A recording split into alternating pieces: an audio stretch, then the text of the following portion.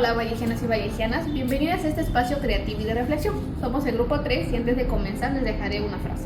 Solo hay dos momentos en la vida, ahora o nunca. There are only two moments in life, now or never.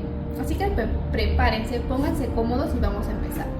Hoy les presentaremos el tema Entre líneas y silencios, la justicia en la voz de Vallejo, donde exploraremos cómo la literatura puede ser un grito silencioso ante la injusticia.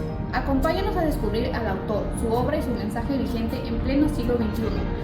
Todo esto en el marco del curso de Cátedra Vallejo bajo la guía del profesor Julio César Palomino Guaynamaca.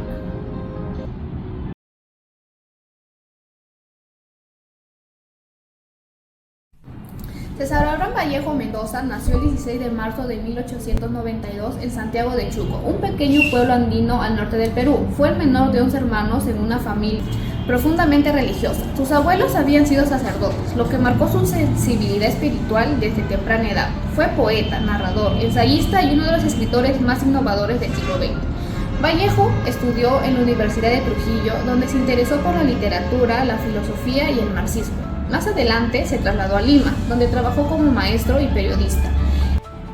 En 1919 publicó su primer libro de poemas, Los Heraldos Negros, una obra que refleja el dolor existencial y la angustia humana. En 1920, Vallejo fue injustamente encarcelado por más de 3 meses en Trujillo, experiencia que impactó profundamente su obra.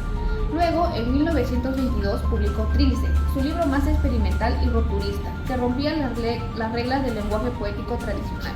En 1923 viajó a Europa, donde vivió entre Francia y España. En París enfrentó la pobreza, pero también entró en contacto con intelectuales y movimientos políticos revolucionarios. Fue testigo de las injusticias del mundo moderno, lo que influyó en sus textos de compromiso social. Durante esta estadía en Europa, se hace una segunda edición de Trilce, que fue en 1930 en Madrid.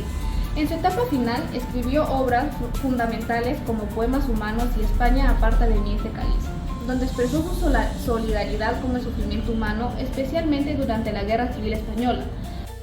César Vallejo falleció el 15 de abril de 1938 en París, en la más extrema pobreza. Sus últimas palabras fueron: "Me moriré en París con aguacero", verso que él mismo había escrito años antes, en un poema profético, dejando una voz poética que aún resuena en quienes luchan por un mundo más justo.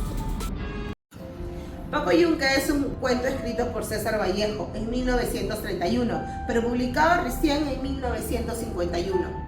Después de su muerte, aunque breve y aparentemente sencillo, este relato encierra una profunda crítica social. Vallejo nos traslada al Perú a inicios del siglo XX, una sociedad marcada por la desigualdad, racismo y los privilegios de clase. El protagonista, Paco Yunque, es un niño humilde, hijo de una familia muy trabajadora. Llega a la escuela con una gran ilusión, pero de pronto se enfrenta a una dura realidad. Su compañero, Humberto Grieve, hijo del alcalde, goza de favoritismos y abusa de su poder sin ninguna consecuencia. La escuela, en vez de ser un espacio de igualdad, se convierte en un reflejo de injusticias del mundo exterior. En este cuento, Vallejo no solo denuncia el maltrato, el racismo y el clasismo, sino también cómo la impunidad y el abuso se aprenden desde niños.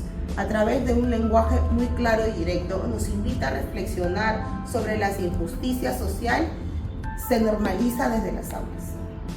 Paco Yunque sigue siendo vigente porque nos recuerda que mientras existan diferencias marcadas entre los ricos y los pobres, la lucha por la equidad y la justicia sigue pendiente. Con este relato, César Vallejo no solo muestra una historia, sino una realidad que hoy aún estamos llamados a transformar.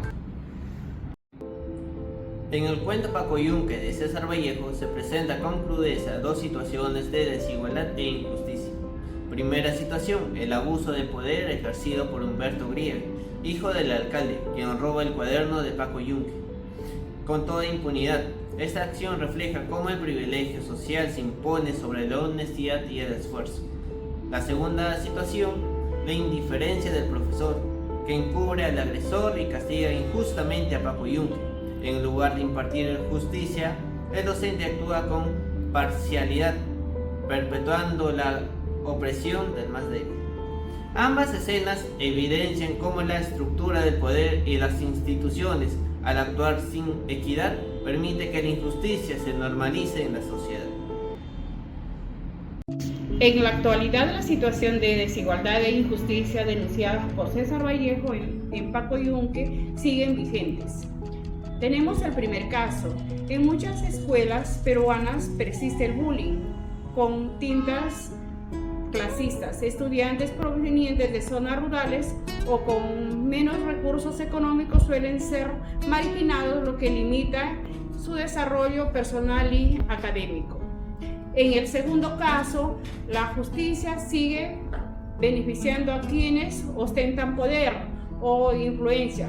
Casos de corrupción y abuso de autoridad muchas veces terminan en impunidad, lo que refleja una preocupante continuidad del sistema de desigualdad.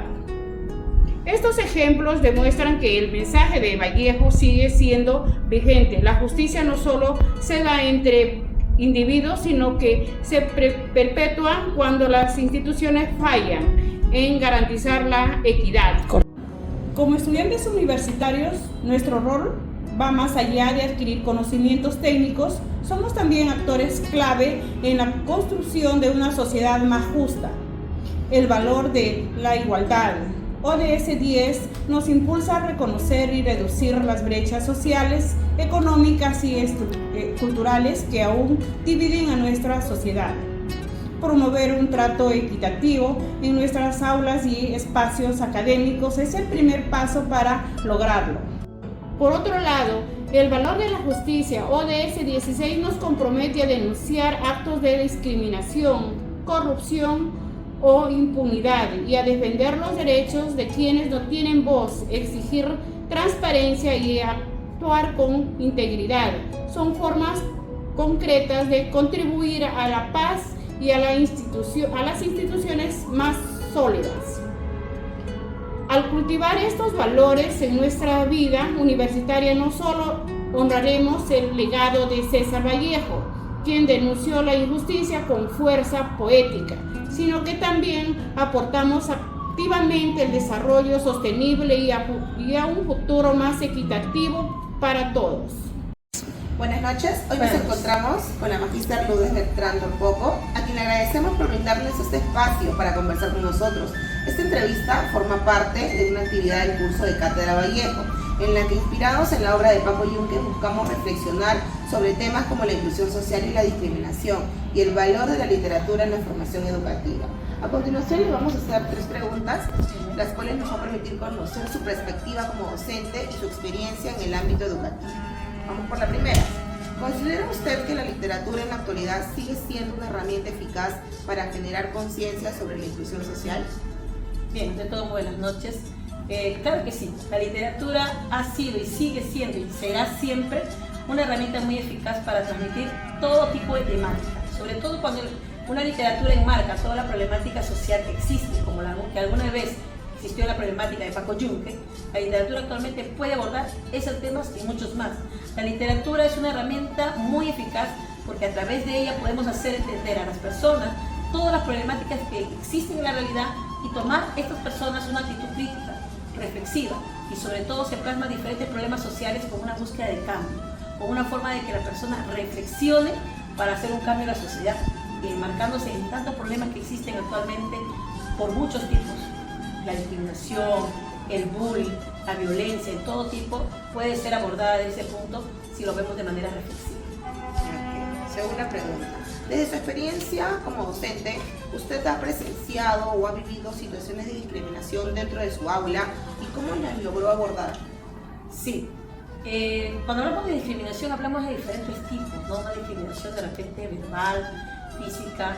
Los jóvenes de hoy en día están muy influenciados por la tecnología, la moda y todo ello. Y entonces cuando los chicos no comparten ese tipo de modas o de gustos, piensan que están fuera del contexto y ya comienza un tipo de discriminación de repente por la raza, por el color, por las preferencias y todo eso. Entonces, a través de la literatura, por ejemplo, usando lo que usted acaba de decir, la literatura, leyendo, haciendo leer a los chicos libros donde se marcan situaciones reales, problemas sociales reales, como lo hizo Paco Yunque en su época y sigue siendo vigente hasta la actualidad porque sabemos que las obras de Vallejo han trascendido el tiempo y el espacio, al igual que otras literaturas de ahora que te permiten tocar fondo en temáticas actuales vigentes la literatura se vuelve una herramienta para hacer. Entonces, si nosotros le hacemos leer a los chicos lecturas donde ellos mismos reflexionan sobre el contenido de la lectura, donde ellos mismos analizan a cada personaje, encuentran el verdadero mensaje, ellos mismos van a ser capaces de ser autocríticos,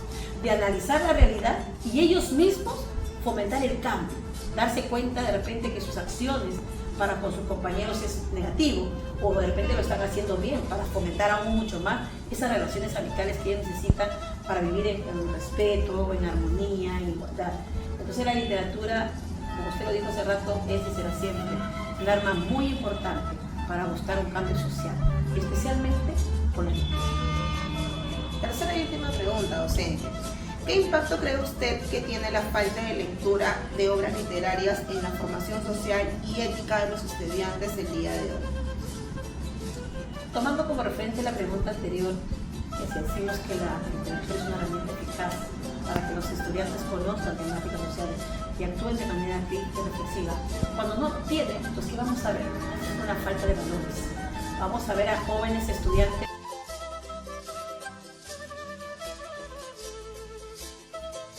respeto, con una discriminación por moda, por gustos, y con el boom de la tecnología donde más que todo el estudiante ya deja de leer, como dice, un libro físico, que podría tranquilamente utilizar la parte digital para de repente leer un libro digital y es más fácil.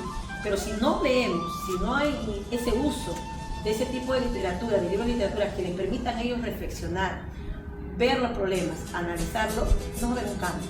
Entonces la sociedad se volvería mucho más caótica y el mundo de la tecnología que ha venido a veces nos aleja de esa comunicación, porque estamos más con el estilo digital y ya no una comunicación abierta como antes lo hacíamos. Entonces se pierde de esa relación tan rica que es de conversar de persona a persona, de expresar con una mirada, con un sentimiento, con una forma de actuar lo que realmente queremos conocer o queremos tratar a una persona. La literatura, una ausencia de literatura marcaría y ahondaría un problema mucho más grave de lo que actualmente estamos abordando en nuestra sociedad. Inseguridad, violencia, adicción a la tecnología, y nos estamos desconectando de lo más hermoso que es nuestra familia, nuestros amigos. Entonces, si la literatura no se posiciona, vamos a incrementar los problemas que actualmente tenemos en la sociedad. Eso sería mejor. Muchas gracias, profesora, por compartir con nosotros su tiempo, sobre todo sus experiencias como docente y las reflexiones. Nos ha llamado a reflexionar mucho y esperemos que los compañeros que puedan ver esta entrevista hagan lo mismo. Igual, los felicito por tomar una obra tan importante del insigne literato César Vallejo, que siempre, como he dicho, todas sus obras son trascendentales. Seguirá vigente hoy, mañana y siempre. Un gusto, vida. Efectivamente. Muchas gracias, profesora, de decirle que antemano esta entrevista ha sido muy valiosa para nosotros, sobre todo por el aprendizaje y las reflexiones que usted nos regala. Muchas gracias a ustedes. Hasta luego. Hasta luego.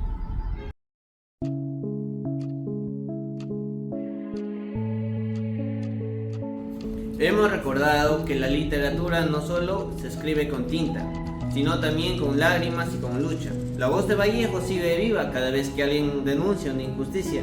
Les invito a reflexionar en esto. ¿Qué estás haciendo tú hoy por construir un mundo más justo? Gracias por acompañarnos. No olvides compartir este video y dejar tus reflexiones en los comentarios. Gracias.